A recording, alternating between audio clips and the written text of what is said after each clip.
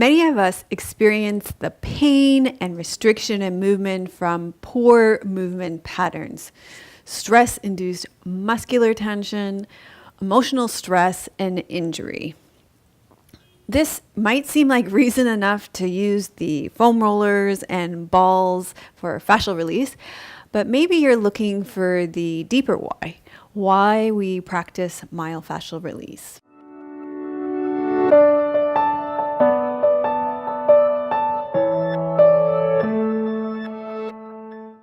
Hi, I'm Melissa from Yoga with Melissa.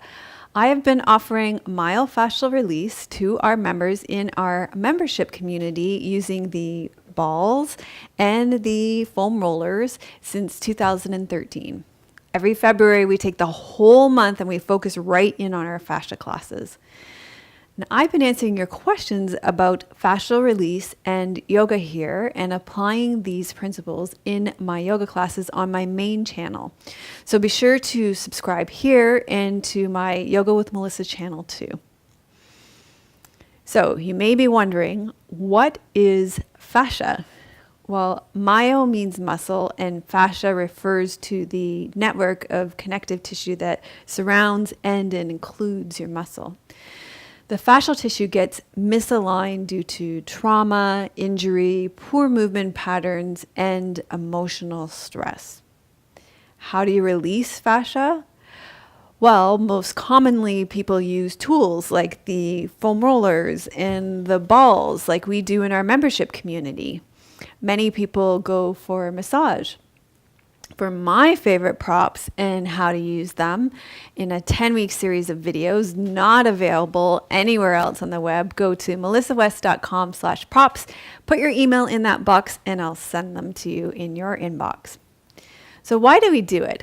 What kind of change are we affecting when we get on our foam rollers and we roll on our balls? Our fascia is a system of proprioception. Fascia is rich in nerve endings, so it creates a direct pathway for signals to flow to and from the brain, which aids in proprioception, coordination, and our ability to control movements. In my research, I've uncovered some debate about whether we are actually breaking down the adhesions and scar tissue. It's much more likely that the rolling is creating a neurophysiological response. The myofascial release influences your nervous system, which actually governs the baseline tone of your muscle. Because your fascial system is rich in nerve endings, the gentle pressure on fascia communicates that there is no longer need for tension in that area. So when we get on those foam rollers and balls, we are creating a short-term neurophysiological change. So let's check that out right now. Let's check out a yoga pose called Malasana or squat. For many people, this pose is difficult because of tight Achilles, calves, and hips. Okay, so let's check out Malasana or squat pose.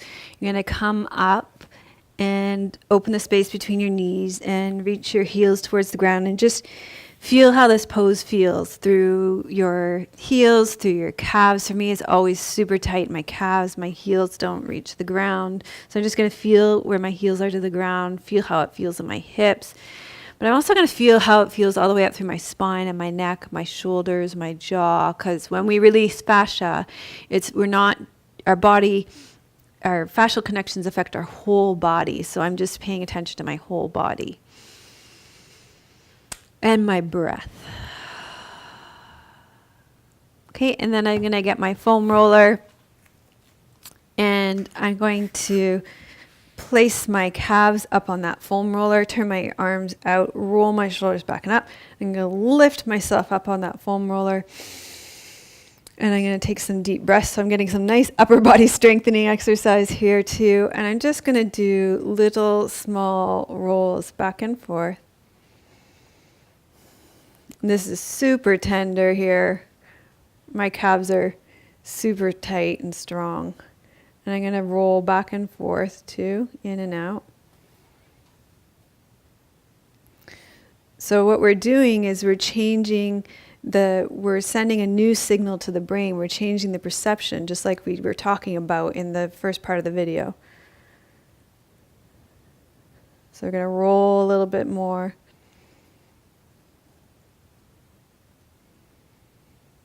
So I'm just moving up my calf. Very small, gentle movements. I'm going to take a breath.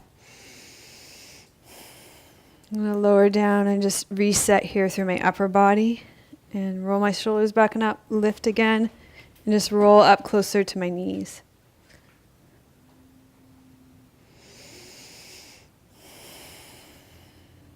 And I'm going to roll in and out again.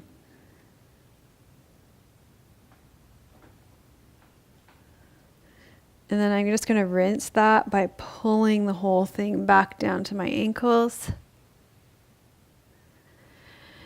And then we're going to check out Malasana again and see how it feels different, or if it feels different. So we'll come back into Malasana. Tuck those toes under and reach the heels towards the ground.